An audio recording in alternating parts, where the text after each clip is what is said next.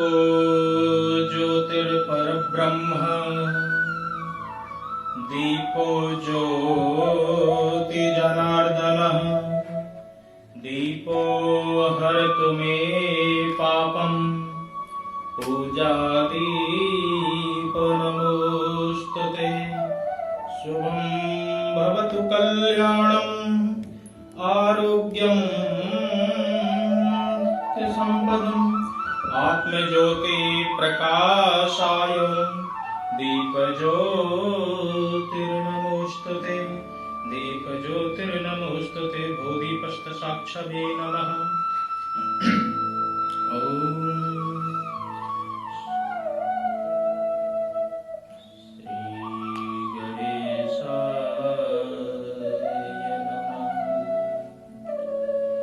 ध्येयं सदा परिभवग्नमभीष्टदोहम् तीर्थास्पदं शिवविरञ्चनुतं शरण्यं भृत्यार्तिहं प्रणतपालभवाब्धिपोतम् वन्दे महापुरुषते चरणारविन्दम् वंशी विभूषितकरा नवनीरदाभा पीताम्बरः दरुणबिम्बफलाधरोष्टा पूर्णेन्दुसुन्दरमुखादरविन्दनेत्रा कृष्णात् परं किमपि तत्त्वमहं न जाने। नारायणं नमस्कृत्यं नरं चैव नरोत्तमं देवीं सरस्वतीं व्यासं ततो जयमुदीरयेत्। भक्ति भक्त भगवन्ते गुरु चतुर नाम बपु एक इनके पग बंधन किए नाशत विघ्न अनेक। अपने अपने घर की सब काहू खो पीर उन्हें पीर सब घर की सो धन्य धन्य रघुवीर। ठाकुर हमें न भूलियो चाहे लाख लोग मिल जाएं तुम पर असे हम बहुत हैं तुम्हें छोड़ कहाँ जाएं। आइए हनुमंत विराजिए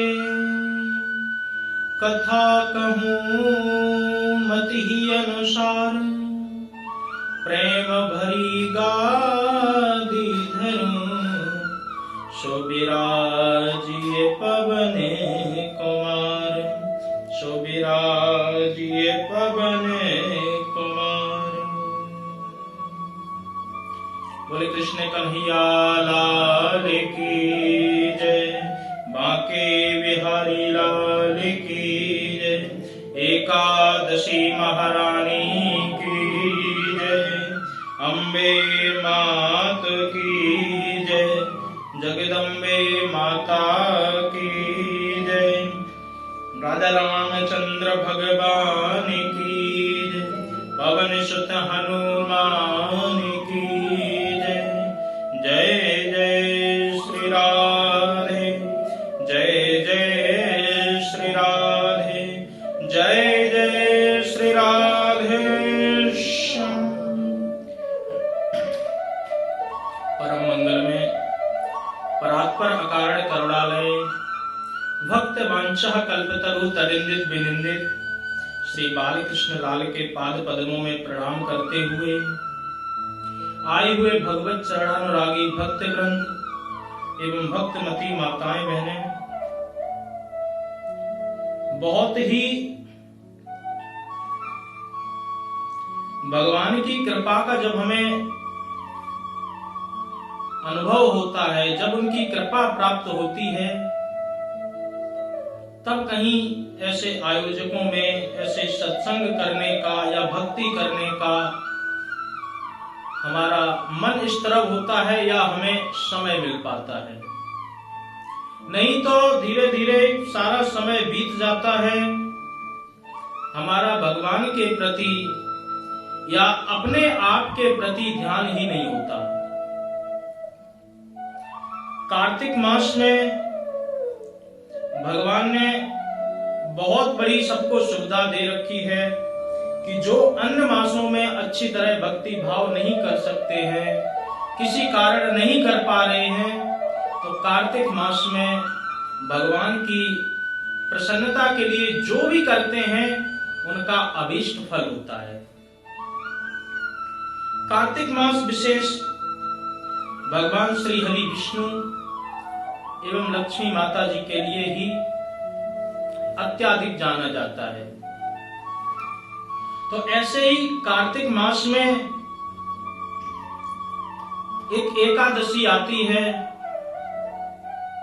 और उस एकादशी का महत्व इसलिए और बढ़ जाता है कि भगवान उस एकादशी महारानी पर कृपा करने के लिए स्वयं योग निद्रा से जागते हैं। तो जब स्वयं योग निद्रा से जागते हैं तो जागने के कारण उस एकादशी का नाम प्रबोधिनी एकादशी या देवोत्थानी एकादशी या फिर देव उठावनी एकादशी के नाम से फिर वो विख्यात होती है। इसलिए जीव को कार्तिक मास के प्रति भी सजग रहना चाहिए।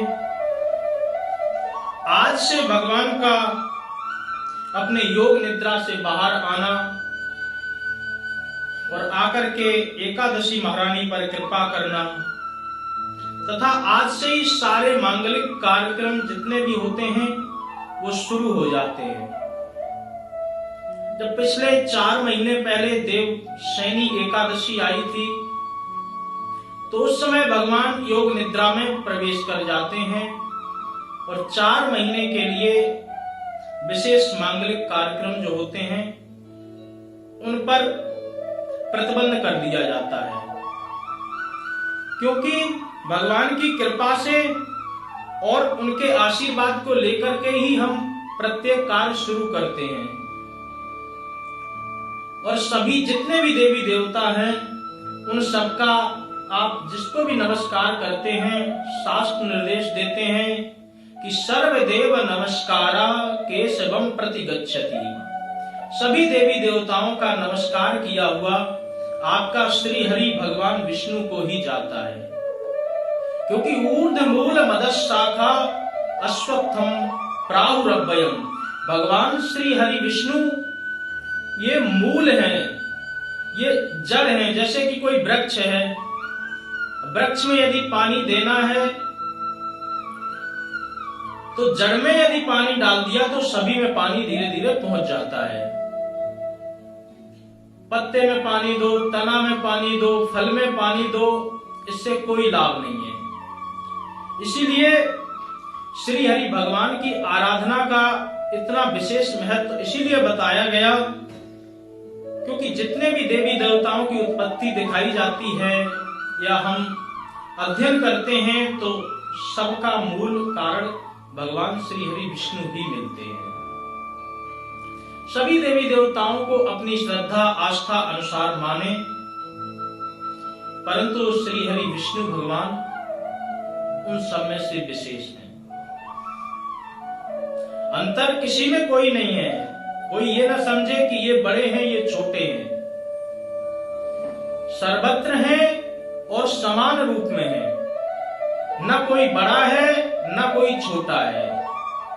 ये भेद दृष्टि तो हम मानवों में होती है, दानवों में होती है, देवताओं में कभी भी इस प्रकार की भेद दृष्टि नहीं होती है कि शंकर जी बड़े हैं तो विष्णु छोटे हैं। ये हमारा ऐसा मत होता है, हम लोग ऐसा मानते हैं, परंतु ना कोई छोटा है ना कोई बड़ा है। तुलसीदास जी कहते हैं, को बड़ छोट कह अपराधु, किसको बड़ा और छोटा कह के हम अपराध के भागीदार बने। इसलिए ना कोई बड़ा है ना कोई छोटा है, देव सभी समान है। तो इस कार्तिक मास में देवोत्थानी एकादशी के पावन उपलक्ष्य पर आज से सारे मांगलिक कार्यक्रम शुरू हो जाते हैं। साथ ही साथ एकादशी का विशेष महत्व भी बढ़ जाता है। भगवान श्री कृष्ण से कार्तिक मास के इस शुक्ल पक्ष में जो एकादशी आज के दिन है, यह जिज्ञासा लेकर के श्री युधिष्ठिर महाराज जी ने भगवान से पूछा कि जो देव प्रबोधिनी एकादशी है, इसका क्या महत्व है, क्यों इसको इतना विशेष माना जाता है, और इस एकादशी के व्रत करने से, अनुष्ठान करने से जीव को क्या लाभ होता है।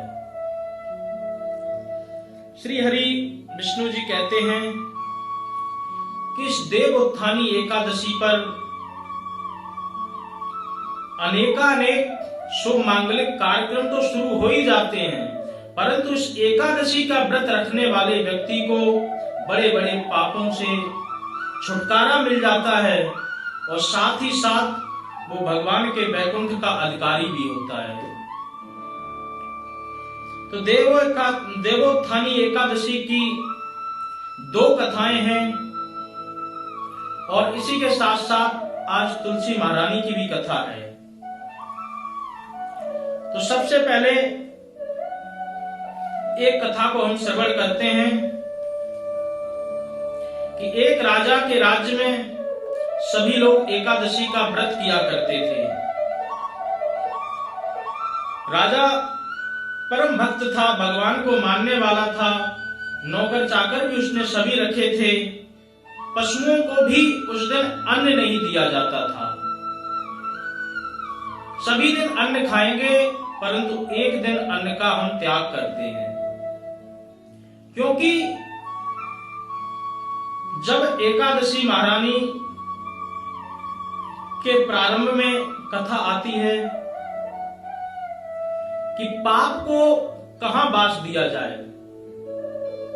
एकादशी माता के प्रभाव से सभी चीजें पवित्र होने लगी थी, पाप का रहना दुष्कर हो गया था, परंतु इस संसार में यदि पाप नहीं रहेगा तो फिर बैलेंस खत्म हो जाएगा। यदि दिन है तो रात है, धर्म है अधर्म है, पुण्य है तो पाप भी है। तो पाप का वास अन्न में दिया गया था, और अन्न में भी विशेष चावल के रूप में। एक दिन आप अन्न में निवास करेंगे और उसके बाद में वहां से बाहर आ जाएंगे। फिर जैसी तुम्हारी गतिविधि जैसी चल रही उसी तरीके से आपको चलना पड़ेगा। तो इसीलिए एकादशी के दिन ऐसी शास्त्रों की मान्यता है कि अन्न में पाप का वास होता है, इसलिए एकादशी के दिन केवल और केवल फलाहार या फिर जला आहार के रूप में ही व्रत रखना चाहिए। तो उस राज्य में अन्न किसी को भी नहीं दिया जाता था। एक दिन किसी दूसरे राज्य से एक व्यक्ति आया और आकर के बोला, महाराज आपके राज्य में मुझे काम की जरूरत है, मुझे कोई नौकरी चाहिए, यदि आप दे सकते हैं तो मुझ पर कृपा करें। राजा ने कहा कि नौकरी तो मिल जाएगी, परंतु इस राज्य के नियम के हिसाब से एकादशी के दिन तुम अन्न ग्रहण नहीं करोगे। उस व्यक्ति ने कहा कि ठीक है, मैं एकादशी को अन्न नहीं खाऊंगा, फलाहार से ही अपना काम चला लूंगा, परंतु फलाहार से मेरी क्षुधा यानी कि भूख शांत नहीं होती है। तो उन्होंने कहा कि अगर तुम ऐसा नहीं कर सकते हो तो हम तुम्हें अपने राज्य में कार्य नहीं देते। राजा ने उसको कार्य दे दिया अपने राज्य में, और एक दिन आ गई एकादशी। जब एकादशी आ गई तो उससे कहा कि तुमने जो नियम बनाया था कि हम एकादशी के दिन व्रत नहीं करें, वो अन्न नहीं खाएंगे, तो उसी का आज तुम्हें पालन करना पड़ेगा। जब इस प्रकार की बात सुनी तो कहा, महाराज वचन तो हमने दिया था, परंतु मुझे लग नहीं रहा कि मैं इस एकादशी का व्रत रख पाऊंगा। कोई दूसरा सरल से सरल साधन हो तो ऐसी आप कृपा करके कोई विधि बताएं। तो राजा ने कहा कि अगर तुम नहीं रख सकते हो तो तुम हमारे राज्य से अन्न लेकर के जाओ और जाकर के हमारे राज्य की सीमा के बाहर अन्न पका करके खा सकते हो। अन्न पका करके राज्य के बाहर खा सकते हो। जब ये सुना तो सुनते ही मन उसका गदगद हो गया। अन्न लेकर के गया और ले जाने के बाद दूसरे राज्य में पहुंच करके उसने अन्न पकाया और अन्न पका करके भगवान का भोग लगाया। तो भोग लगाते ही श्री हरि नारायण प्रकट हो गए, और प्रकट होकर के उसके साथ भक्त की भावना इतनी प्रबल थी कि उसके साथ भगवान भोजन करने लगे। जब भगवान भोजन करने लगे और भोजन करके अंतर्धान हो गए, उसके बाद अगली फिर एकादशी आई। तो राजा से कहा कि उतने अन्न में हमारा गुजारा नहीं होता है, आप थोड़ा सा अन्न मुझे बढ़ा करके दे दें, क्योंकि वहां पर दो लोग भोजन करने के लिए आते हैं। एक तो मैं करता हूं, और जब मैं भोग लगाता हूं तो हमारे भगवान भी भोजन करने के लिए आते हैं। राजा को विश्वास नहीं हुआ, सोचने लगा कि इसका पेट नहीं भरता होगा, इसलिए ऐसा कर रहा है, परंतु हम अन्न तो पर्याप्त देते हैं। तो अगली एकादशी पर राजा ने अन्न दिया, और अन्न देने के साथ साथ में उसका पीछा करना शुरू कर दिया। एक पेड़ की ओट में छुप करके वो देखने लगे। देखते देखते उस नौकर ने भोजन बनाया, और भोजन बनाने के बाद में भगवान को बुलाया, भगवान नहीं आए। जब भगवान नहीं आए तो वो बहुत दुखी हुआ, और दुखी होने के बाद उसने अपने आप को समाप्त करने के लिए प्रण ले लिया कि यदि भगवान आए नहीं हमारे प्रार्थना पर तो मैं अपने आप को ही समाप्त कर दूंगा, अपने आप को खत्म कर दूंगा। जब वो अपने आप को खत्म करने के लिए एक नदी के ऊपर पुल पर चढ़ गया, और चढ़ के जैसे ही कूदने वाला था, भगवान तुरंत प्रकट हो गए, और प्रकट होकर के उसका हाथ पकड़ा और पकड़ करके उसको बचा लिया, और बचा करके साथ में पुनः भोजन किया। जब कहा कि आप इतनी देर में क्यों आए, पहले क्यों नहीं आए, तो कहा कि ऐसे ऐसे करके राजा उस पेड़ के पीछे से हमें देख रहा था, और उस राजा को तुम पर विश्वास नहीं था, इसीलिए हम इतनी देर में आए, क्योंकि तुम मरने वाले थे, और यदि तुम मर जाते तो समाज क्या कहता, लोग क्या कहते कि भगवान के भक्त भी भगवान की जो तपस्या आराधना करते हैं उनका भी अंत इस प्रकार से होता है। तो भक्तों के वचन को सिद्ध करने के लिए, भक्तों की इच्छा की पूर्ति करने के लिए भगवान प्रकट होते हैं। जब राजा ने ये दृश्य देखा तो देख करके एकदम आश्चर्यचकित हो गया, और सोचने विचारने लगा कि हमने इतने व्रत विशेष अनुष्ठान किए, इनका हमें कोई बहुत बड़ा लाभ क्यों नहीं मिला। आप अपने आप में जब विचार करने लगा तो उसको समझ में आया कि हम आराधना तो कर रहे हैं, तपस्या तो कर रहे हैं, परंतु कहीं ना कहीं हमारे अंदर अभिमान का वास है, कहीं ना कहीं हमारे अंदर कोई ना कोई त्रुटि रहती है, क्योंकि हम अपने राज्य में जितने भी लोग हैं उन पर शासन करते हैं। शासन करने में कहीं ना कहीं मेरे अंदर अहंकार का बीज उत्पन्न हो जाता है, तो इसलिए हमारी भक्ति में बाधा प्रकट होती है, तभी हमें पूरी तरह से फल प्राप्त नहीं होता। राजा को ज्ञान हुआ, तो ज्ञान होने के बाद में राजा ने अपने मन में ठान लिया कि हम पूरी श्रद्धा भावना से भगवान की आराधना करेंगे, भगवान की तपस्या करेंगे, और जब तक भगवान प्रकट नहीं हो जाते तब तक हम ऐसे ही भगवान की आराधना तपस्या करते रहेंगे। राजा जंगल में गया और तपस्या करने लगा परमात्मा की। बहुत वर्षों के बाद भगवान श्री हरि प्रकट हुए और प्रकट होकर के उसको वरदान दिया कि तुम्हारा राज्य अचल रहे, अच्छी तरह चलाते रहो, और तुम्हारे मन से कभी भी भक्ति करें या फिर अपने राज्य में राज करें तो कभी तुम्हारे मन में अभिमान नहीं आए। अंत में उस राजा को वैकुंठ की प्राप्ति हुई। वैकुंठ की प्राप्ति होने के बाद राजा प्रसन्न मुद्रा में भगवान श्री हरि के नित्य पार्षदों के रूप में उपस्थित हुआ। एकादशी के महात्म की कथा के तत्पश्चात आज की जो एकादशी है, इसकी एक तो ये कथा है, साथ ही साथ एक और पौराणिक कथा है जिसमें भी एक राजा का ही वृतांत सुनाया गया। कि एक दूसरी कथा यह है कि एक राजा था, उसके राज्य में सभी प्रजा सुखी रहती थी। वह अपने राज्य में एकादशी के दिन अन्न को नहीं बेचता था। कहा कि एकादशी के दिन कोई भी न तो अन्न ग्रहण करेगा और न कोई दुकान पर अन्न बेचेगा। परंतु राजा की परीक्षा लेने के लिए भगवान ने एक सुंदरी का वेश धारण किया और सड़क पर बैठ गए। तभी उधर से राजा की सवारी निकल रही थी। राजा ने जब उस सुंदरी को देखा तो देखते ही उन पर मंत्र मुग्ध हो गया,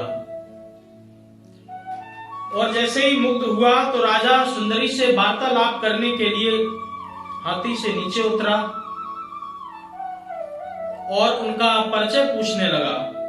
तो उन्होंने कहा कि मैं तो इस संसार में अकेली हूं, मेरा कोई भी नहीं है, और मैं यहीं पर रास्ते में बैठ करके किसी की सहायता का प्रयास कर रही हूं कि कोई आए मेरी सहायता करे। तो राजा ने कहा कि आप मेरे राज्य में मेरी रानी बनकर के रह सकती हो, यदि आपको कोई परेशानी ना हो तो। उन्होंने कहा कि मैं तुम्हारी रानी तो बन जाऊंगी, परंतु मेरी एक शर्त है। सबसे पहले तो तुम्हें अपना आधा राज्य हमें सौंपना पड़ेगा, और जब आधा राज्य तुम मुझे सौंप दोगे तो उसके बाद में मैं जो कहूंगी वही बात तुम्हें माननी पड़ेगी। सुंदरी की बात सुनकर के राजा ने कहा ठीक है, मैं तुम्हें अपना आधा राज्य भी सौंप दूंगा, और साथ ही साथ जो तुम कहोगी वही बात हम तुम्हारी मानेंगे, क्योंकि राजा उस पर मंत्र मुग्ध था। तो जब ये शर्त स्वीकार कर ली और स्वीकार करके अपने घर लेकर के आए, और अगले दिन एकादशी थी। रानी ने हुक्म दिया कि जितना भी अन्न है सारा बेच करके आओ, और बाजार से मांस मछली आदि पकवान लेकर के आओ, वो आज राजा को खाने होंगे। जब ये राजा ने सुना तो कहने लगा कि आज एकादशी है, आज तो हम अपने नियम से बंधे हैं, हम ऐसा कुछ कर नहीं सकते। तो रानी ने कहा कि तुमने मुझे वचन दिया था कि जो मैं कहूंगी वो बात तुम्हें माननी होगी, इसलिए आज तुम्हें यही भोजन करना पड़ेगा। अगर ये भोजन तुमने नहीं किया तो मैं तुम्हारे जो बड़ा राजकुमार है इसका मैं वध कर दूंगी, तलवार से इसकी गर्दन काट दूंगी। अब दो शर्त रख दी आमने सामने, या तो राजकुमार की गर्दन काट के दो या फिर इस भोजन को करो। राजा की निष्ठा भगवान के प्रति अटूट थी। राजा ने अपनी बड़ी रानी को बताया कि ऐसे ऐसे करके समस्या आज हमारे बीच में खड़ी हो गई है, तो हम क्या करें। रानी ने कहा कि आप अपने धर्म से वंचित न हो, आपको अपने धर्म की पालना जरूर करनी चाहिए। रानी की बात सुनकर के राजा रानी उसके जो नई रानी बना करके लेकर के आया था उसके पास गया और कहने लगा कि ठीक है, मैं अपने धर्म का पालन करूंगा और अपने बड़े बेटे का सर काटने के लिए मैं तुम्हारे सामने उपस्थित करता हूं। जैसे ही राजा ने अपने राजकुमार को आगे किया और आगे करते ही जो रानी थी उसने तलवार उठाई और उठा करके जैसे ही गर्दन पर तलवार मारने के लिए किया तो बड़ी रानी के आंखों में आंसू आ गए। राजा भी रोने लगा और रोकर जैसे ही उस सुंदरी ने देखा, क्योंकि वो सुंदरी तो थी नहीं, वो साक्षात भगवान ही परीक्षा लेने आए थे। जैसे ही देखा तो देखते ही चतुर्भुज रूप में नारायण प्रकट हो गए। बोल विष्णु भगवान की जय। प्रकट होकर के कहने लगे, राजन, तुम्हारे एकादशी के व्रत करने के प्रभाव से तुम्हारा पुण्य का जो था वो कोटा आज पूरा हो चुका है। तुम्हारे ऊपर जाने का, स्वर्ग लोक में जाने का, वैकुंठ में जाने का समय भी नजदीक आ गया। तो हम सिर्फ और सिर्फ तुम्हारी निष्ठा और परीक्षा को ही लेने के लिए आए थे।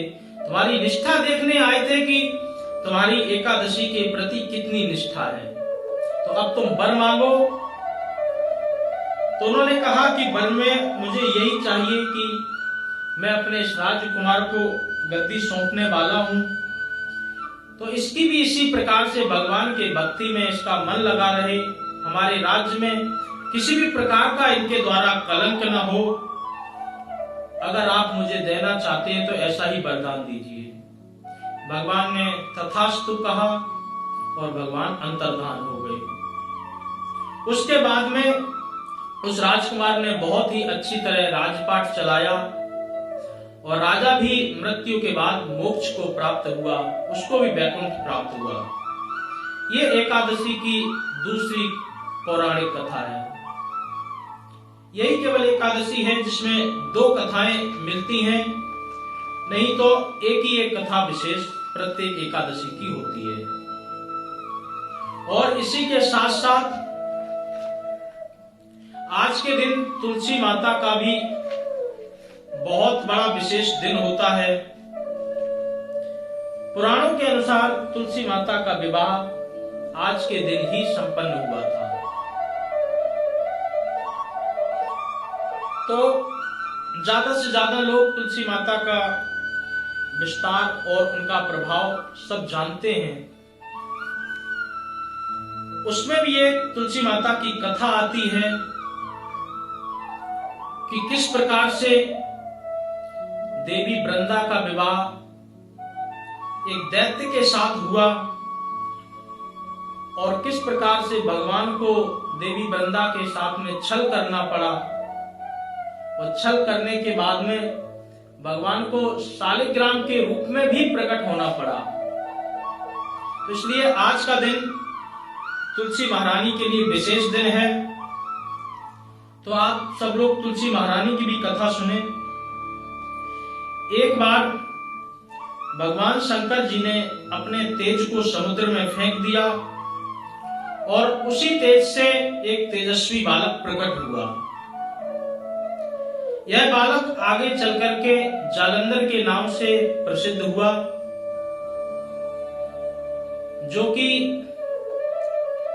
जालंधर पंजाब में जालंधर नाम की जो जगह है वहीं की ये घटना है। वहीं पर ये राजा राज्य करने लगा और वहीं की एक सुंदरी जो थी दैत्यराज कालनेमी की कन्या, जिसका नाम वृंदा था, उसके साथ जालंधर का विवाह संपन्न हो गया। जालंधर महाराक्षस था, परंतु उसकी जो पत्नी थी वो परमात्मा को मानने वाली थी, भगवान के प्रति इतनी निष्ठा थी और साथ ही साथ अपने पति को ही परमात्मा के रूप में उसने स्वीकार किया।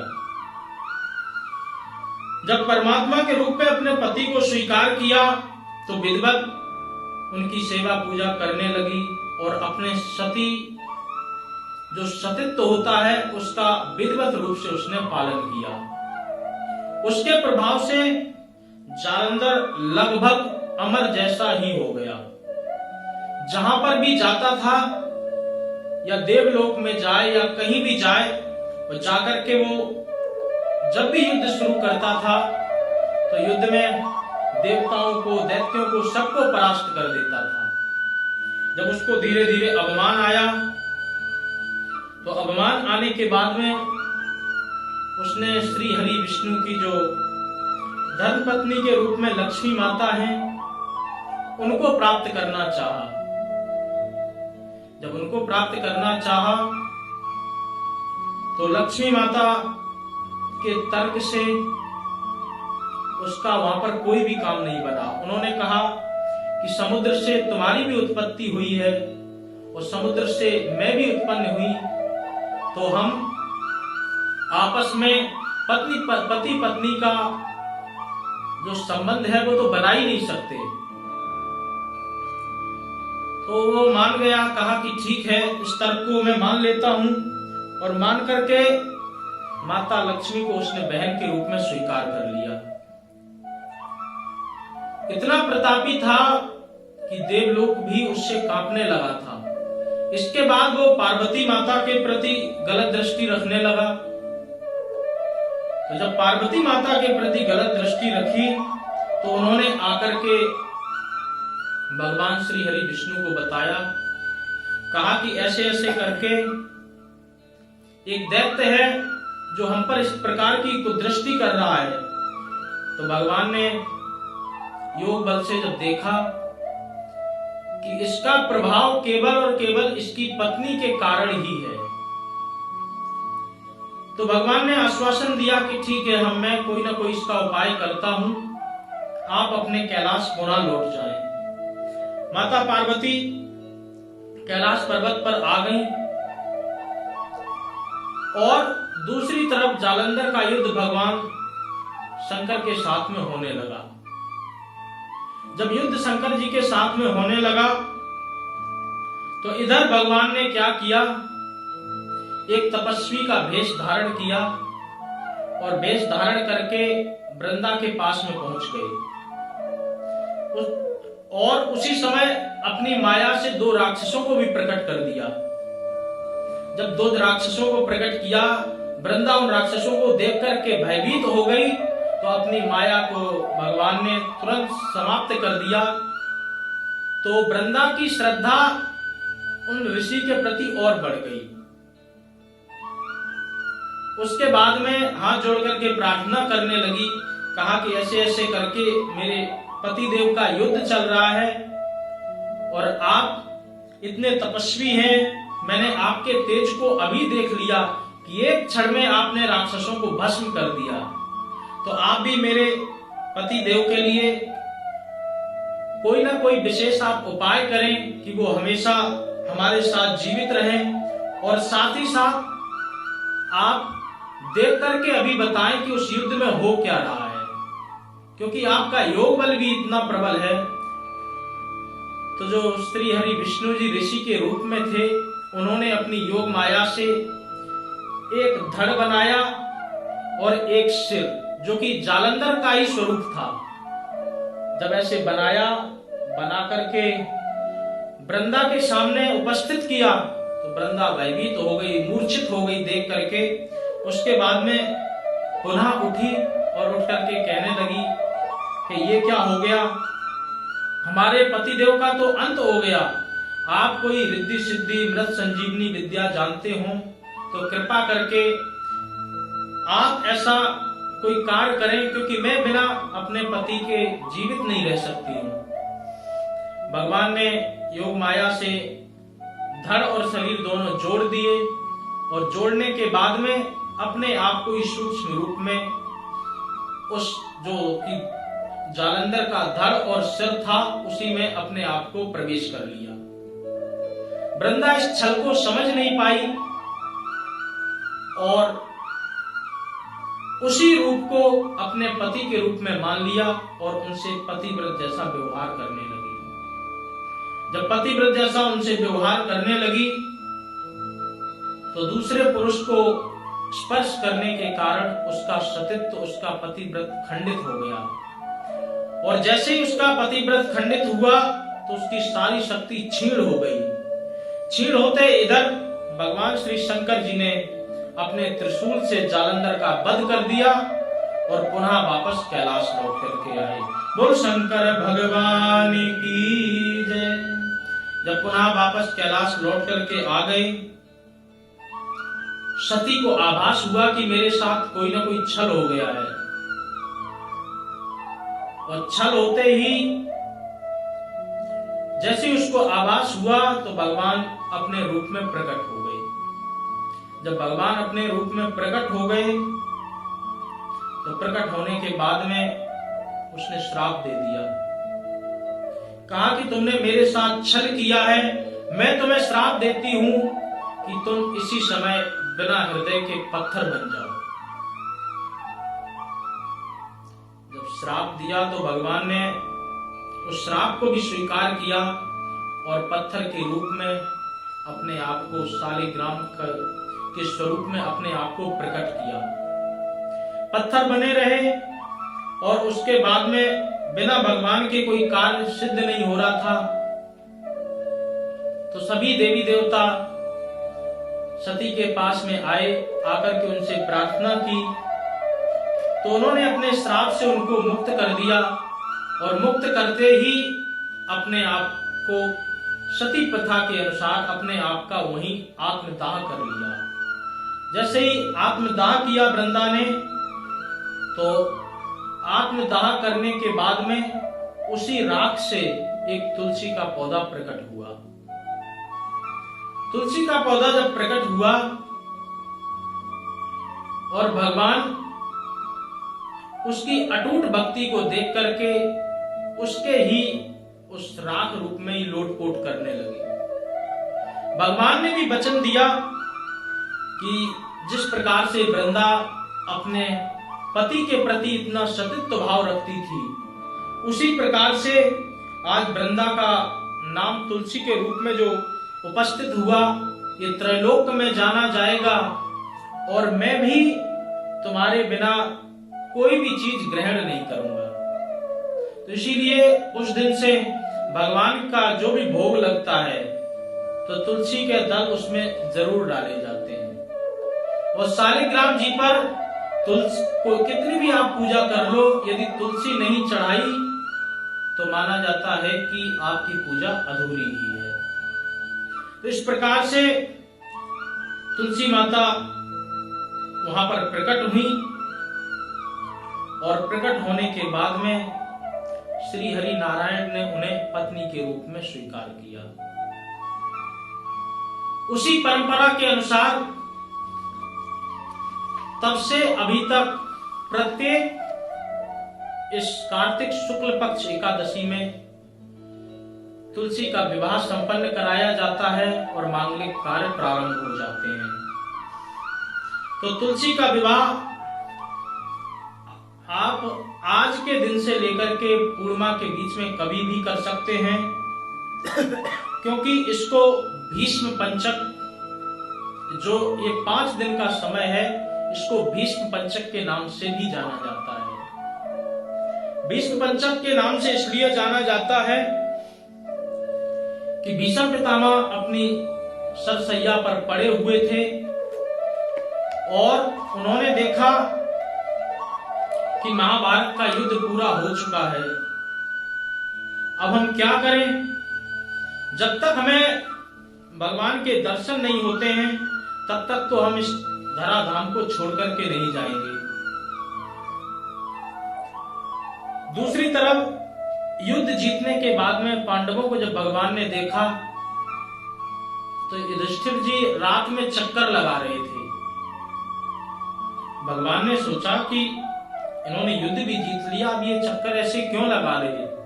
तो भगवान जब पास में आए, आकर के जब पूछा कारण क्या है, तो उन्होंने कहा कि हमने महाभारत का युद्ध तो जीत लिया, परंतु इस युद्ध में हमने कितना कुछ गंवा दिया। सारा परिवार हमारा चला गया, गुरु चले गए, पिता चले गए, पितामह चले गए, सब कुछ चला गया। ऐसी जीत से हमें क्या लाभ। भगवान ने बहुत समझाया, लेकिन समझ में नहीं आई बात। भगवान विचार करने लगे कि इनके बात समझ में क्यों नहीं आ रही है, क्योंकि ये हमें सखा भाव में मानते हैं, हमें अपने बुआ का बेटा समझते हैं, इसलिए हमारी बात का इन पर कोई असर नहीं हो रहा। जब किसी की बात पर कोई असर नहीं हो तो जाकर के किसी बड़े बुजुर्ग से वही बात कहाओ तो कई बार वो बात आदमी तुरंत मान लेता है। जो बात छोटे ने कही हो उसको मानने में संकोच होता है, परंतु वही सेम बात यदि कोई बड़ा व्यक्ति कहे तो उस बात को तुरंत व्यक्ति मान लेता है, क्योंकि उसके प्रति सम्मान का भाव होने के साथ साथ में वो उसके प्रति देख लेता है कि उसका एक्सपीरियंस इतना है, उसने जरूर ना उसके जीवन में जरूर इस प्रकार का कोई ना कोई वो आया होगा समय। परंतु शास्त्र तो कहते हैं कि जो सत्य है उसको यथा रूप में स्वीकार कर लेना चाहिए। चाहे 20 वर्ष का बालक कहे या 80 वर्ष का बुढ़ा कहे, उसमें भी कोई संकोच नहीं करना चाहिए। जो मिथ्या बात है, चाहे छोटा सा कोई बालक कहे या बड़ा से बड़ा कोई ज्ञानी कहे, उसको भी स्वीकार नहीं करना चाहिए।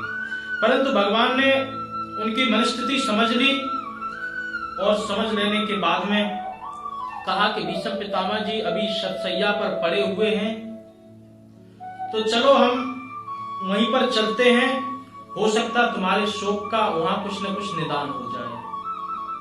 तो भगवान पांडवों को लेकर के जैसे भीष्म पितामह जी के पास में पहुंचे और उधर भीष्म पितामह जी भगवान की प्रतीक्षा कर रहे थे। प्रतीक्षा करते करते भगवान को याद कर रहे थे। सदैव देवो भगवान प्रतीक्षताम् कलेबरं यावदिदं हिनोम्यं प्रसन्नहासा रुणलोचनोल्लसन् मुखाम्बुजो ध्यानपतश्चतुर्भुजम्। इतनी पीड़ा थी शरीर में, इतनी पीड़ा सहन करते करते जैसे तैसे अपना समय व्यतीत कर रहे थे, परंतु जैसे ही भगवान को देखा तो भगवान को देखते ही उनकी सारी पीड़ा का निदान हो गया, तुरंत प्रसन्न हो गए। क्यों? क्योंकि भगवान की प्रसन्नता, भगवान की जो हंसी है उसका ये चमत्कार है कि कितना भी कोई दुखी व्यक्ति हो, रोते से रोते हो, वो भगवान की एक बार जो मुस्कान देख लेता है तो तुरंत प्रसन्न हो जाता है। लखी जिन लाल की मुस्कान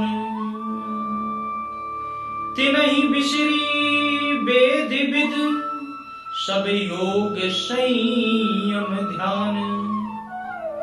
लखी जिन लाल की मुस्कान, मुस्कान से योग नियम संयम ध्यान तो भंग हो ही जाते हैं, और उसके साथ में क्या क्या होते हैं?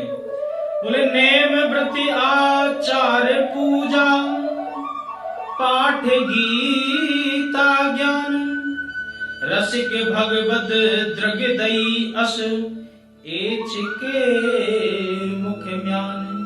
लखी जिन लाल की मुस्कान।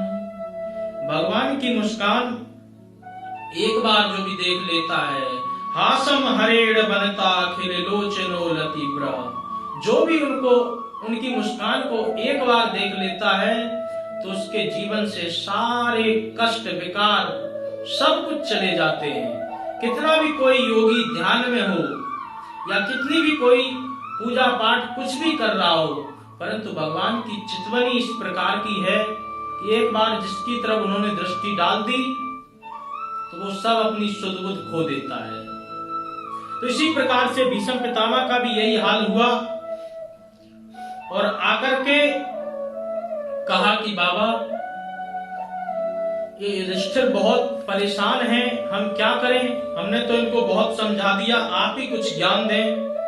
तो श्री भीष्म पितामह जी ने दान धर्मान, राज्य धर्मान, मोक्ष धर्मान, विभागसा, स्त्री धर्मान, भगवत धर्मान, समासं व्यास संयोज्यता, सारे धर्मों के मर्म धीरे धीरे करके समझा दिए।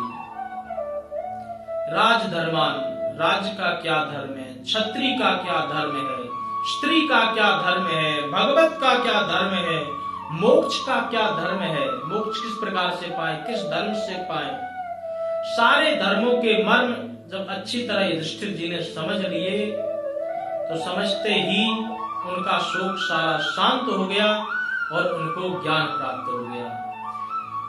तो आज की एकादशी से लेकर के पूर्णिमा के बीच में जो ये 5 दिन थे, इन 5 दिन में भीष्म पितामह जी ने पांडवों को ज्ञान प्रदान किया था, इसीलिए इसको भीष्म पंचक भी कहा जाता है। वैसे पंचक अच्छे नहीं होते हैं, पंचक प्रत्येक शुभ कार्य करने से पहले देखते हैं या ब्राह्मण से पूछते हैं कि कोई पंचक वाला समय तो नहीं चल रहा है, परंतु भगवान की कृपा के साथ में ये जो पंचक प्रकट हुआ, ये ज्ञान पंचक के नाम से जाना जाता है, परंतु इस पंचक का कोई भी दोष नहीं है, क्योंकि अन्य जो पंचक हैं उनसे ये पंचक बहुत श्रेष्ठ है। इसलिए भीष्म पितामह ने बहुत सुंदर ज्ञान प्रदान किया और उन सभी ज्ञान का एक सूत्र रूप में प्रकट किया कि आत्मना प्रतिकूलानि परेशान न समाचरे। जो व्यवहार यदि हमें अच्छा नहीं लगता है वो व्यवहार हम दूसरे के साथ ना करें। यदि हम कहीं पर किसी दुकान पर सामान खरीदने के लिए जाएं और गलती से वो हमसे पैसे ना ले, जल्दबाजी में भूल जाए, तो बड़ी प्रसन्नता होती है कि ऐसा हुआ वैसा हुआ। और यदि दूसरे दिन हम फिर उसी दुकान पर सामान खरीदने के लिए जाएं और हमको भी ध्यान न रहे, गलती से डबल पैसे गिर जाएं, तो हमको बड़ा मन में कष्ट होता है। यदि आपको कोई ठग ले तो परेशानी है, आप किसी को ठग लें तो बड़ी प्रसन्नता है। इसी प्रकार की भीष्म पितामह अपनी ज्ञानवाणी में, ज्ञान गीता में समझाते हैं कि आत्मना प्रतिकूलानि, जो हमारे आत्मा के, हमारे मन के जो भी कोई कार्य अनुकूल न हो वो हम परेशान न समाचरे, वो दूसरे के साथ में हम वैसा व्यवहार ना करें। तो बहुत अच्छी तरह सब कुछ समझाया। और ये होता कब है? ये मन से ही होता है। जब मन हमारा किसी के साथ में मिला हुआ होता है तो हमें कोई परेशानी नहीं होती है, यहां तक कि वो ठग भी ले तभी भी कोई परेशानी नहीं होती है। और मन यदि अनुकूल नहीं है तो परेशानी बन जाती है। इस प्रकार से जब प्रश्न किया कि हमें जैसे प्रतिकूल नहीं लगता है, परंतु ये प्रतिकूल और अनुकूल क्यों आता है जीवन में, तो भीष्म पितामह जी समझाते हैं कि संकल्पो विकल्पो ही मनः, मन की 2 स्थिति है, एक है संकल्प और दूसरा है विकल्प। ये मन संकल्प और विकल्प के बीच में जुड़ा रहता है। उदाहरण से आप समझें, जैसे घर में कोई मेहमान आ गई, आपके घर में कोई मेहमान आ गई और आप अपनी बहू को निर्देश दें कि बेटी इस प्रकार से ऐसे ऐसे मेहमान आए हैं और आप जल्दी से कुछ न कुछ बना लो, ये भूखे ना सोएं, आप बड़े हैं, आपने आदेश दिया उसको करना तो पड़ेगा। परंतु फिर वो जैसे ही बनाने के लिए काम शुरू होगी तो उठा उठा के बर्तनों को पटकेगी, जैसे तैसे करके काम तो कर देगी। और उसी के दूसरे दिन अचानक उसके भाई आ जाएं।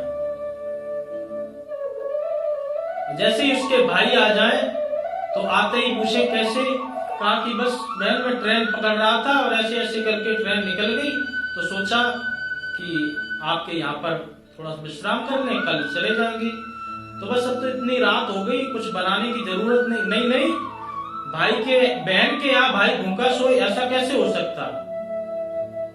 तो तुरंत कढ़ाई चली और पूरी बढ़िया सी निकलने लगी। क्यों? कल भी वो व्यक्ति भूखा था, आज भी ये व्यक्ति भूखा है। ऐसा क्यों हुआ कि कल उसके लिए हमें बनाने में परेशानी हो रही थी भोजन, और आज बनाने में कोई परेशानी नहीं होती, क्योंकि हमारा इसके प्रति मन अनुकूल है और इसके प्रति मन अनुकूल नहीं है। ये पूरा जैसे पंडाली मान लो, ये पूरा खचाखच भरा हुआ है लोगों से, और जैसे लोगों से ये पूरा भरा हुआ है और एक व्यक्ति आकर के आपके सामने ही बैठ गया या आपके बगल में बैठ गया और वो आपको टच भी नहीं कर रहा है, तभी भी आप उससे कहेंगे कि बताओ, पीछे पीछे आते हो और आगे आकर के बैठ जाते हो, ऐसा है वैसा है, दो चार बातें उसको आप सुना ही देंगे। और उसके बाद में ही आपने इधर उधर ध्यान दिया तो एक आपका बहुत पुराना मित्र आपको दिख गया। जैसे मित्र दिखा तो आपने भी मुस्कुरा करके हाथ हिला करके उसको इशारा दिया, उसने भी आपको हाथ हिला करके इशारा दिया, और इशारा देने के बाद आपने उसको बुलाया कि यहाँ आकर के बैठो। उसने कहा जगह कहाँ है? अरे कहा आ जाओ, जगह तो हो जाएगी। और जैसे ही वो आया, थोड़ा आपने लोगों को खिसकाना शुरू किया, और खिसकाने के बाद में उसका हाथ पकड़ के आपने उसको बिठा लिया। आधे से ज्यादा उसने वजन आपके घुटने पर रख दिया, कोई परेशानी नहीं। एक व्यक्ति आपको टच भी नहीं कर रहा है, परेशानी हो रही है। दूसरा आधा वजन आपके ऊपर रख दिया, कोई परेशानी नहीं है। ये कारण क्या है? ये मन, उससे आपका मन अनुकूल है और इसके प्रति आपका मन प्रतिकूल है। तो इसी प्रकार से जो हमारे मन में, जो हमारे मन को हमें अच्छी बात नहीं लगे, वो बात हम किसी दूसरे से इस प्रकार से ना करें। जो व्यवहार हमारे मन में अच्छा ना लगे, वो हम किसी दूसरे के प्रति ना करें। तो आत्मना प्रतिकूलानि परेशान न समाचरेत। परेशान इसी प्रकार का कार्य, इसी प्रकार का व्यवहार हम किसी दूसरे व्यक्ति के साथ में ना करेंगे। तो बहुत अच्छी तरह भीष्म पितामह जी ने ज्ञान प्रदान किया और युधिष्ठिर जी का सारा शोक शांत हुआ। और सारा शोक शांत होने के बाद में भीष्म पितामह जी ने सोचा कि अब परमात्मा का साक्षात्कार हो रहा है, सामने ही खड़े हैं, इससे अच्छा हमें और भी दूसरा मौका नहीं मिलेगा। तो जब दूसरा मौका नहीं मिलेगा तो ये सोचने लगे कि भगवान की हम प्रार्थना कैसे करें।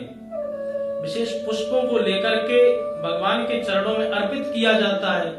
अब हम बेबस हैं, हम तो बाण सैया पर पड़े हैं, तो पुष्प कहां से लाएं?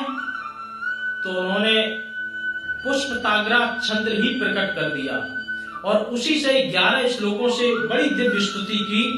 बहुत अच्छा श्लोक है, एक हम आपको श्रवण कराते हैं।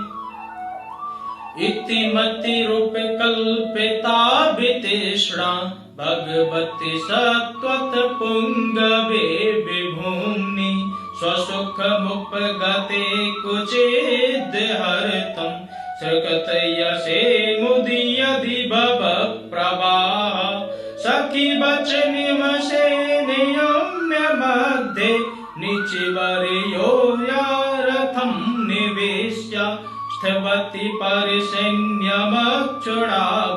सखीवति वस्तित धार्यतुस्तदा। बहुत अच्छी प्रकार से ये पुष्पताग्रा छंद है, इसकी लय इसी पद्धति में गाई जाती है। तो 11 श्लोकों से भगवान की बहुत अच्छी तरह स्तुति की, और स्तुति कहने के बाद में इसका भावार्थ यही है कि इति मति रूपे कल्पिता। भीष्म पितामह ने कहा कि मैं जाने से पहले अपनी बेटी का विवाह करना चाहता हूं, अपनी बेटी के हाथ पीले करना चाहता हूं। भगवान ने कहा बाबा हाथ तो आपके पीले नहीं हुए, आपकी बेटी कहां से आ गई? जब आप आजीवन ब्रह्मचारी हैं तो आपकी बेटी कहां से आ गई? तो बोले कि हमने अपनी मति को ही बेटी मान लिया है। इति मति रूप कल्पिता, अपनी मति को ही मैंने बेटी के रूप में माना है, और हम आपको ये बेटी समर्पित करना चाहते हैं।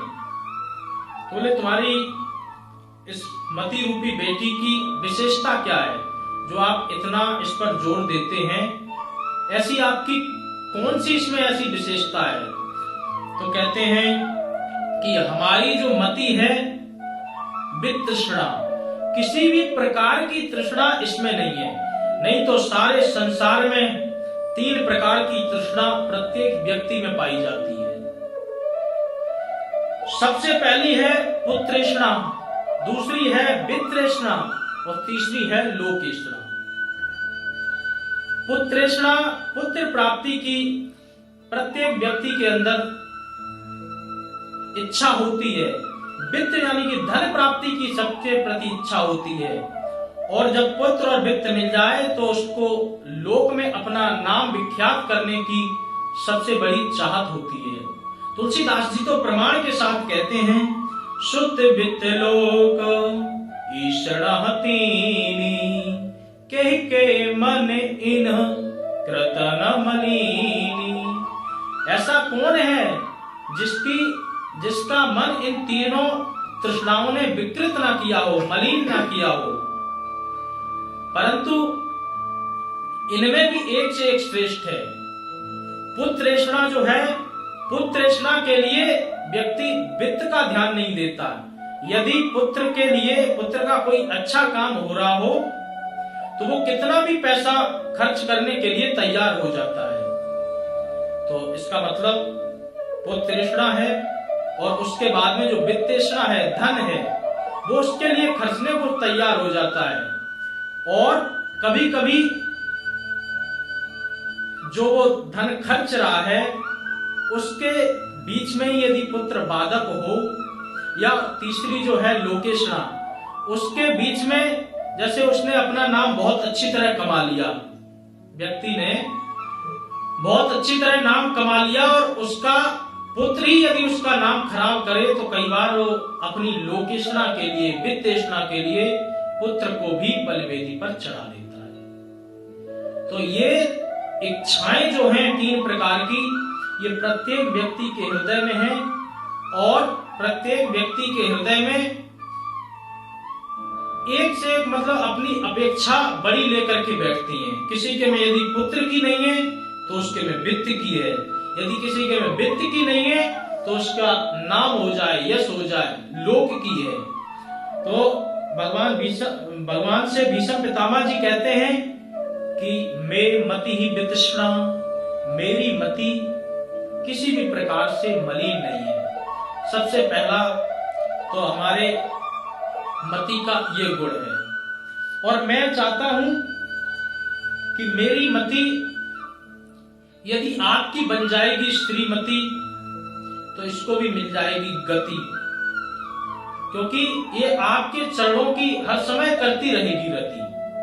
हमेशा आपके चरणों का ही ध्यान करती रहेगी तो फिर ये कहीं भटकेगी भी नहीं। भगवान बहुत प्रसन्न हुए और प्रसन्न होकर के उनको कहा कि मैंने तुम्हारी मति को स्वीकार कर लिया है, अब तुम हमारे धाम पर जाओ और जाकर के वहां नित्य निवास करो।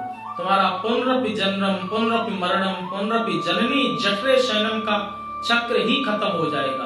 क्योंकि जो व्यक्ति परमात्मा की भक्ति करके परमात्मा का साक्षात करके जाता है तो शास्त्र निर्देश देते हैं कि यदि ज्ञान मार्ग से जो व्यक्ति भक्ति करके जाता है तो उसको दोबारा इस संसार में आना नहीं पड़ता है।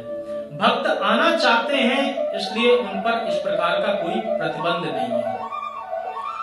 तो भगवान ने की बहुत अच्छी तरह स्तुति की। स्तुति करने के बाद में जैसे ही पूर्णिमा आई, अच्छी तरह ज्ञान भी प्रदान किया, भगवान की भी भक्ति की और उसी दिन उन्होंने अपने इस स्वरूप को त्याग करके जो उनका वास्तविक स्वरूप था, क्योंकि ये सब देव ही थे, इस पृथ्वी पर तो केवल लीला करने के लिए ही आए थे, अपना वास्तविक रूप प्रकट किया और भगवान के श्री धाम में तुरंत प्रस्थान हो गए। बोल भीष्म महाराज की जय। इस प्रकार से भीष्म पितामह जी की भी गति हो गई।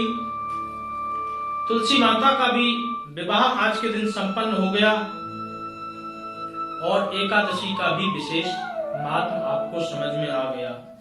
आज की जो एकादशी है ये विशेष एकादशी के रूप में सिर्फ और सिर्फ इसीलिए मानी जाती है कि आज के दिन भगवान योग निद्रा से बाहर आते हैं और योग निद्रा से बाहर आने के बाद सभी प्रकार के जो कार्य रुके हुए होते हैं उन कार्यों को स्वतः ही स्फूर्ति मिल जाती है, वो अपने आप ही सब कुछ चलने लगते हैं। वैसे तो भगवान का जो नाम है हमेशा मंगल है, कोई भी दिन अशुभ या ऐसा कुछ नहीं होता है। शुभ या अशुभ होते हैं कर्म, दिन कभी भी शुभ या अशुभ नहीं होता है। और भगवान का नाम लेकर के जो भी कर्म किए जाएं, यदि उनका नाम जोड़ दिया जाए तो सब कुछ मंगल हो जाता है। तदेव लग्नं सुदनं तदेव तारा बलम चंद्र बलम तदेव विद्या बलम दैव बलम तदेव लक्ष्मी पते तेंग्रि युगम स्मरामि। भगवान का नाम लेते ही तारे मंगल ग्रह नक्षत्र सब पवित्र हो जाते हैं। जब भगवान साक्षात जब जागृत हो रहे हैं योग निद्रा से तो किसी भी मांगलिक कार्यक्रम के रुकने की तो कोई बात हो ही नहीं सकती। इन परिस्थितियों में क्योंकि कई बार ऐसा समझ लिया जाता है कि मांगलिक कार्यक्रम हम इन दिनों में इस प्रकार से नहीं कर पाते हैं या नहीं कर सकते हैं। ज्योतिष का विधान ठीक है, अपनी जगह है, परंतु जब किसी की परमात्मा की अप्रोच हो जाए, जब उनका सानिध्य मिल जाए तो फिर इन नियमों का, इन बंधनों का कोई भी महत्व नहीं रहता है। इसलिए वैसे तो इन दिनों में प्रयास करना चाहिए कि मांगलिक कार्य जैसे गृह प्रवेश है, शादी ब्याह है आदि आदि वर्जित माने जाते हैं। किसी परिस्थिति के कारण फिर भी यदि करना पड़ता है तो भगवान पर आश्रित होकर के अन्योन्याश्रित न्यास लेकर के भगवान पर अपना संपूर्ण सब कुछ सौंप दो कि हम आपके ऊपर सब कुछ सौंपते हैं और ऐसी ऐसी परिस्थिति हमें करना पड़ता है तो भगवान भी कृपा करके आपको कोई ना कोई ऐसा मार्ग प्रदान करते हैं, विशेष उसका दोष भी इतना नहीं लगता है और कार्य भी संपन्न हो जाता है। इसलिए आप अपने जीवन को अच्छा बनाएं।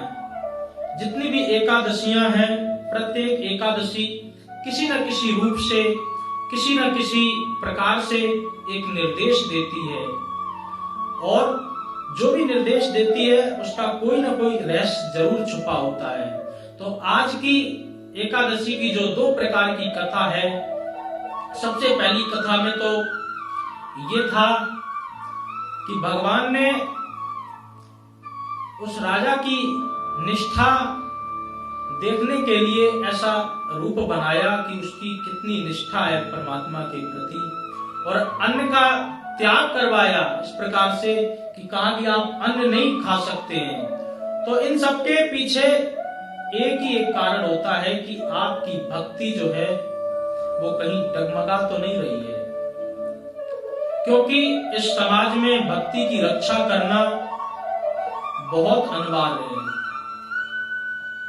हम जब भी भक्ति करने के लिए अपने आप को थोड़ा सा प्रयास करते हैं, अपने आप को थोड़ा भक्ति करने के लिए तैयार करते हैं, तो कोई ना कोई इस प्रकार से बाधा आ जाती है और हमारी भक्ति को धीरे धीरे नष्ट करने लगती है। संतों का भाव है, संत तो कहते हैं कि जैसे हम कोई पौधा लगाते हैं, पौधा लगाने के बाद में उसके चारों तरफ एक ईंटों का या फिर लोहे का एक जंगला जैसा ऐसा बना देते हैं ताकि पेड़ की रक्षा होती रहे, कोई भेड़ बकरी आकर के उस पेड़ को खा ना जाए। इसी प्रकार से जब अपने हृदय में आप भक्ति का बीज अंकुर करें, जब भक्ति का पौधा लगाएं, तो उसकी रक्षा भी करनी पड़ती है।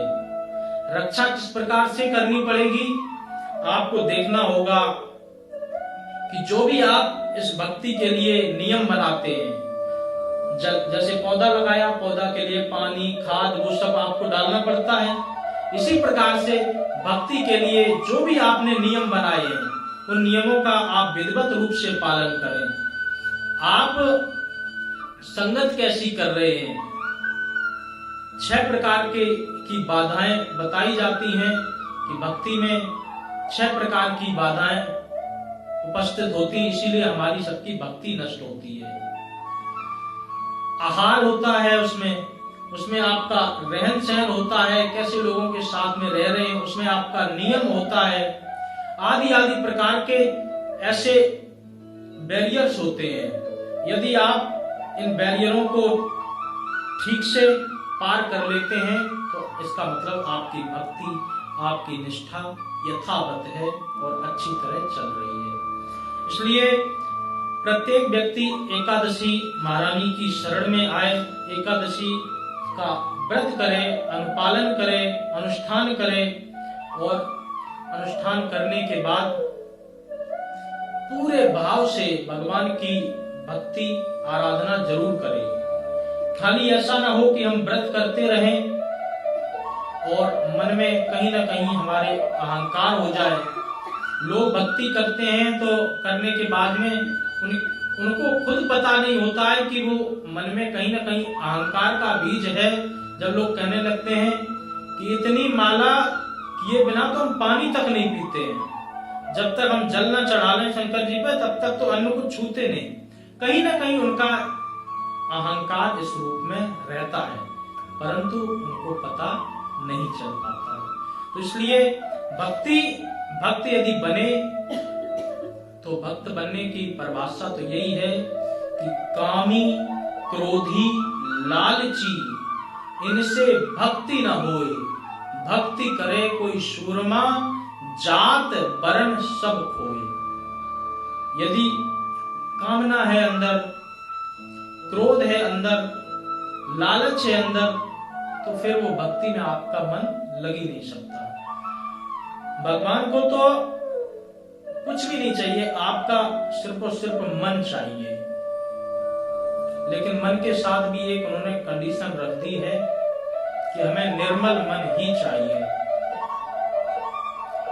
तो हम सबके मन में जरूर प्रश्न उठेगा कि हमें पता तो चले कि हमारा मतलब मन में मैल कौन सा है। जब मन के मैल का पता हो तभी तो हम उसको साफ करें।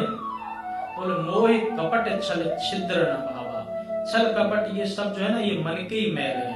निर्मल जनमन सो मोहि पावा, मोहि कपट छल छिद्र न भावा।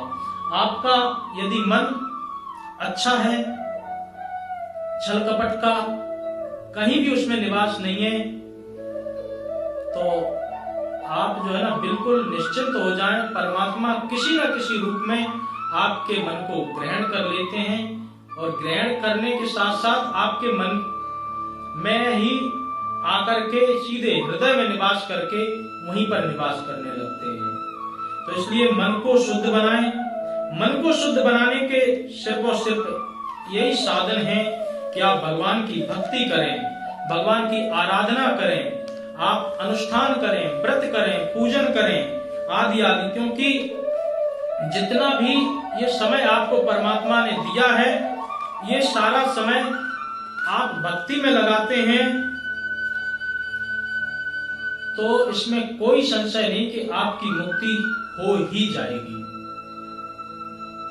यदि आप भक्ति से भटकते हैं, तब संशय प्रकट होता है कि हम इस प्रकार का कोई कार्य कर भी नहीं पा रहे हैं, तो हम फिर मुक्ति की कैसे अपने आप को कैसे मान लें कि हमें मुक्ति मिल जाएगी। लेकिन लोग जो है ना इसी प्रकार की धारणा अंदर से डरते हैं। करते क्या है कि चोरी तो बहुत बड़ी कर लेते हैं, और दान थोड़ा सा दे करके एक्सपेक्ट करते हैं कि भगवान का विमान आता होगा हमें लेने के लिए। आयरन की चोरी करें और करें सुई को दान, और छत पे चढ़ के भगत जी देखें आया नहीं विमान। इसी प्रकार से भक्ति का भाव है कि जब हम भक्ति नहीं करते हैं तो मुक्ति की अपेक्षा कैसे कर सकते हैं? दान चोरी तो बहुत कर ली, इधर से इनकम टैक्स भी बचा लिया, इधर से रेट बढ़ा करके भी सामान बेच दिया, सब प्रकार से जहां जहां से कर सके सारा माल ले लिया। जब दान देने की बात आई तो थोड़ा सा दान दे करके हमारा नाम अखबार के पेज पर होना चाहिए, है वो तो है ही है। साथ ही साथ में भगवान से भी कि हमने इतना दान किया, इतना सब कुछ दिया, उसके बाद भी हमारे लिए विमान नहीं आया। विमान कहां से आए? अभिमान अगर परिभाषा किया जाए तो जब अभिमान में से अभी हट जाता है, जब भारीपन उसका हट जाता है, अहंकारपन हट जाता है, तभी व्यक्ति को मान मिलता है। इस प्रकार से आप सब लोग भगवान की शरण में आए। भगवान को आपका कुछ भी नहीं चाहिए, आपका निर्मल मन चाहिए, और मन के साथ साथ में आपका भाव चाहिए, आपकी भक्ति चाहिए। और सदैव याद रखो कि ये जो मनुष्य शरीर है ये केवल और केवल हमें भक्ति के लिए ही मिला है, और जो अन्य कार्य हम कर रहे हैं ये तो हमारी ड्यूटी है कि भाई संसार में आए हैं तो संसार की पालना भी करें। संसार के नियम से हम बंधे हुए हैं, हम स्वतंत्र नहीं हैं। अगर संसार में आए हैं तो संसार के काम भी करें, परंतु अपना जो एम है, जो लक्ष्य है, वो भी ना भूलें। हमारा सबका लक्ष्य है कि भगवान की आराधना करके इस शरीर से मुक्त हो जाए, दोबारा हमें आना ही जाना ना पड़े। यदि ऐसा आप सबका लक्ष्य है तो बिना भगवान के कोई भी पूरा नहीं कर सकता है। इसलिए सशक्त अपने आप को सशक्त करें, मन को भगवान के प्रति जितना ज्यादा से ज्यादा हो सके लगाने का प्रयास करें। जब आपका मन लग जाएगा तो सारे कार्य धीरे धीरे सफल होते रहेंगे। एकादशी कथा का यही सार है कि आप एकादशी का व्रत जरूर करें, क्योंकि एकादशी का व्रत करने से आपके मन में एक दिन जैसे अन्न में विकार होते हैं, अन्न यदि ग्रहण नहीं करेंगे एक दिन तो उस दिन आपके शरीर में विकार उत्पन्न नहीं होंगे। और 10 और 1 11, एकादशी का मतलब 11, 5 आपकी कर्मेंद्रियां हैं, 5 ज्ञानेंद्रियां हैं और 1 मन है। जब आप इन सबको 11 को मिलाकर के भगवान की आराधना करते हैं और इस तिथि में करते हैं तो आपको और भी अच्छा अभीष्ट फल मिलता है। तो इसलिए एकादशी की आप सब शरण में आए, और एक दिन अगर अन्न नहीं ग्रहण करते हैं तभी भी आपका कुछ बिगड़ता नहीं है। तो और बल्कि जो खाया पिया है वो भी डाइजेस्ट अच्छी तरह हो जाएगा। तो ऋषियों ने बहुत सोच समझ करके ये सारे नियम बनाए हैं, तो हमें भी इन नियमों पर चलते रहना चाहिए, तभी हम निरोग रहेंगे, तभी हमारा मन भी शुद्ध रहेगा। और जब मन शुद्ध है और तन ठीक है तो हमारा भक्ति में खूब मन लगेगा, खूब भगवान के प्रति हमारा उनके प्रति बहुत ज्यादा बढ़ने का मन में विचार आएगा, तो हम अपनी भक्ति करके मुक्ति का साधन ढूंढ सकते हैं। बोल एकादशी महारानी की जय।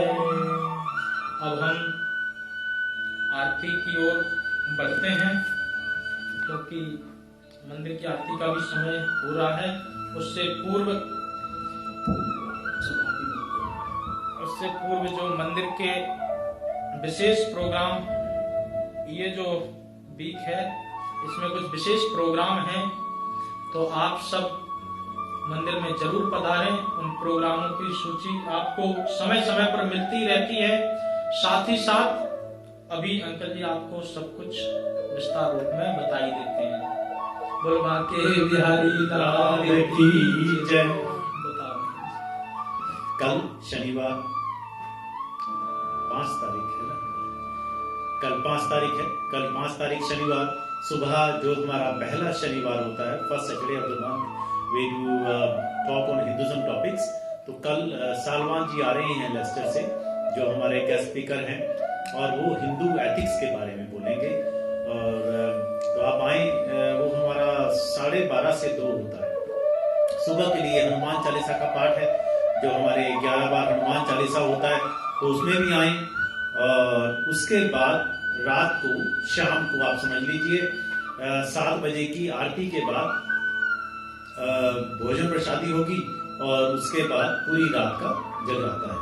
तो उसमें भी आए। चंद्रशेखर शर्मा जी हैं, हमारी सुदर्शना आंटी जी के भतीजे हैं, जितना मेरे को ख्याल पड़ता है, और वो उनकी ओर से जागरण है, तो आप जरूर आए और उसका भी लाभ लें। जितना गुणानुवाद भगवान का सुनते हैं उससे हमारे पाप दूर होते ही हैं, और जितनी देर हम मंदिर में बैठते हैं कम से कम उतनी देर हमारा ध्यान जो है वो भगवान में लगा रहता है। उसके बाद संडे को आज तुलसी जी के बारे में आपने पंडित जी से पूछा और जाना, और पंडित जी ने बताया कि 5 दिनों में एकादशी से लेकर पूर्णिमा तक श्री तुलसी जी का विवाह होता है। तो हमारे मंदिर में इतवार के दिन, रविवार को सुबह 11 बजे से आयोजन शुरू हो जाएंगे। तुलसी विवाह का आयोजन होगा। हमारी तुलसी पक्ष से सत्यपासी आंटी हैं, जो हमारे कई सालों से तुलसी विवाह करवा रही हैं, और जो ठाकुर जी पक्ष से हैं वो सरिता जी हैं बर्मिंघम से। तो आप सभी लोग आए। और उसके अलावा कौन है जिनका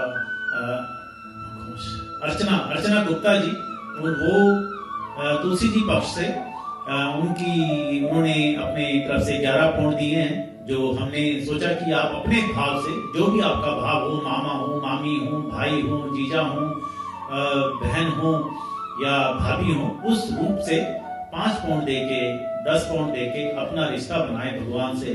तो जब हमारा रिश्ता हो जाता है तो पांडवों ने तो सारी महाभारत जीत ली।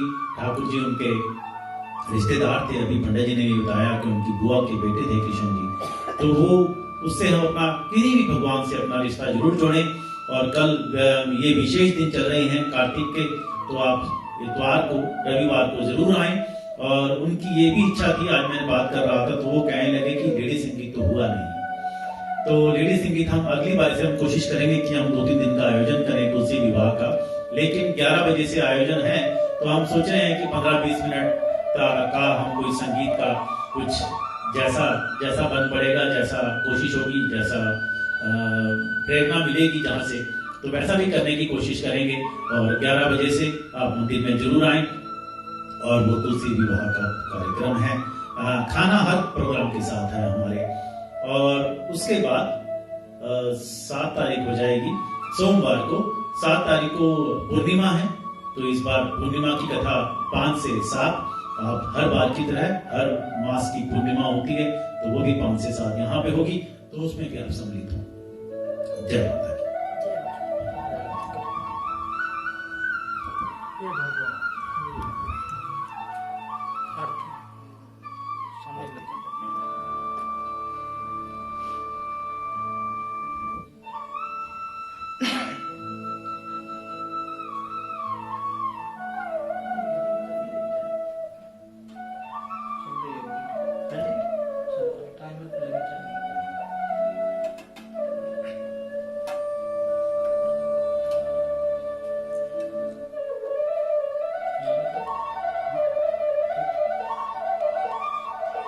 आप सब लोग खड़े हो जाएं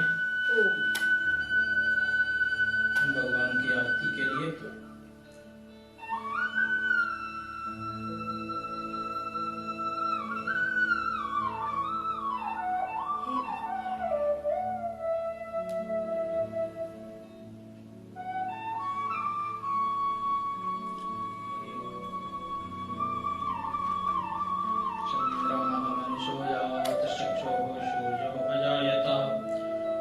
सूत्राद्वायुष्य प्राणस्य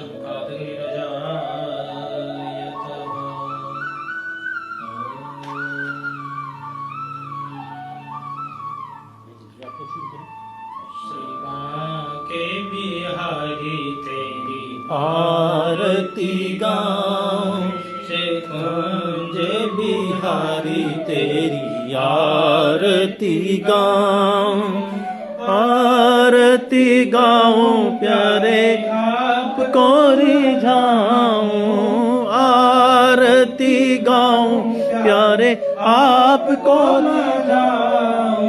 श्री बांके बिहारी तेरी आरती गाऊं, मोरे मुकुट तेरे शीश पे सोहे, मोरे मुकुट तेरे शीश पे सोहे, प्यारी बंसी मेरो मन मोहे, प्यारी बंसी मेरा मन मोहे, देख छवि बलिहारी में जाऊं, श्री बांके बिहारी तेरी आरती गाऊं। चरणों से निकली है गंगा प्यारी, चरणों से निकली है गंगा प्यारी, जिसने सारी दुनिया तारी, जिसने सारी दुनिया तारी, उन चरणों के मैं दर्शन पाऊं, श्री बांके बिहारी तेरी आरती गाऊं। दास अनाथ के नाथ आप हो, दास अनाथ के नाथ आप हो, सुख दुख जीवन प्यारे साथ आप हो, सुख दुख जीवन प्यारे साथ आप हो, हरि चरणों में मैं शीश झुकाऊं, श्री बांके बिहारी तेरी आरती गाऊं। श्री हरिदास के प्यारे तुम हो, श्री हरिदास के प्यारे तुम हो, मेरे मोहन जीवन धन हो, मेरे मोहन जीवन धन हो, देख युगल छवि बलि बलि जाऊं, श्री बांके बिहारी तेरी आरती गाऊं, आरती गाऊं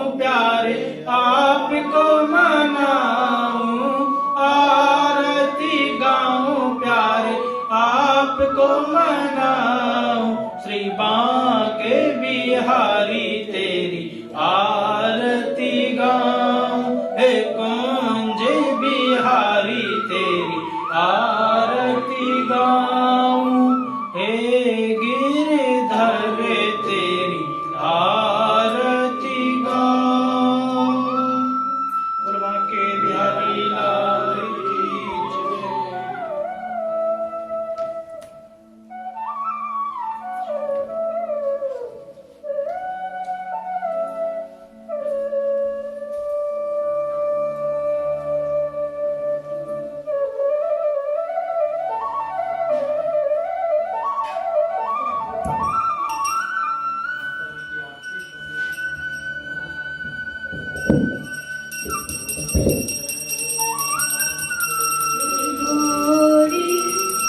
या जय श्यामा गौरी, तुमको निश दिन ध्यावत, मैया जी सदा ही मनावत। ओम जय वे गौरी, सिंदूर विराजत टीका मृगमत को, मैया टीका जल से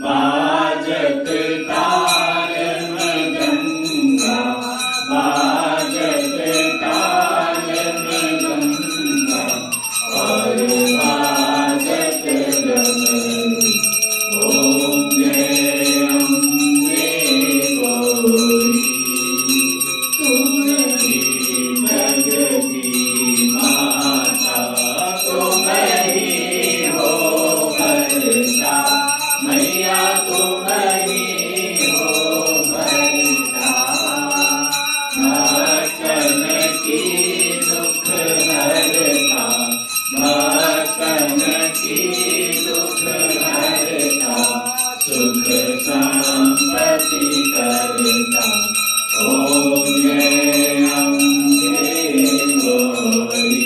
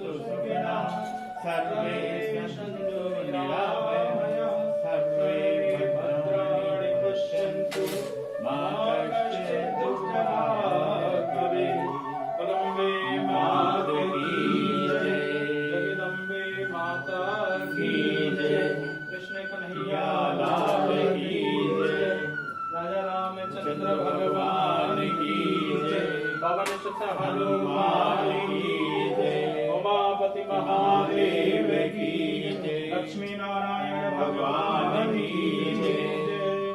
सभी देवी देवताओं की जय। सिद्धियां जोता वाली माता तुम्हारी सदा जय। बोल सांचे दरबार की जय।